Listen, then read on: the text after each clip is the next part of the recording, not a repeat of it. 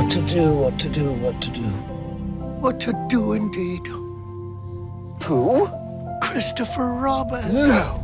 You directed Finding Neverland in 2004, which is one of my absolute favorite films. And so watching this, I felt kind of the same way I did when I was watching that film, as far as emotions that it brings up and searching into childhoods and so forth. So for you, kind of, how did it connect you back to your childhood when you work on a project like this? Well, funny you say that. Since Finding Neverland, I've been looking again to make a film that deals with magic realism.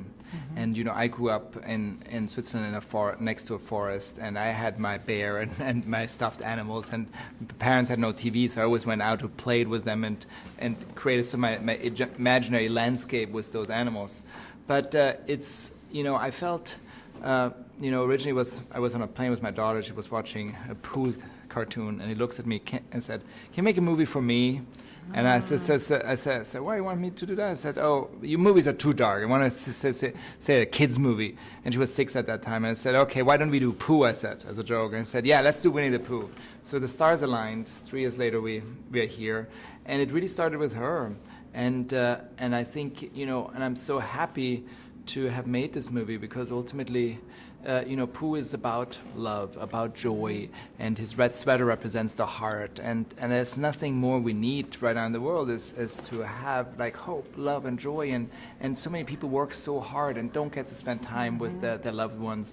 And we're all guilty of that sometimes, that we could spend more time with the people we love, because that's really the most important. And I love the, you know, father-daughter bond is so special and so strong. And, you know, you even mentioned your daughter now, but we see in the film that his daughter wants to have this relationship with him. So maybe what's like something, maybe one thing that you do that really helps you bond with your daughter, whether it's, you know, something that you do regularly or an annual tradition or something along those lines? We usually do like trips together, and we just like adventures. and those little adventures are like very special, because we're just the 2 of us, and we go somewhere, and we just you know, create art or hike or swim or do something.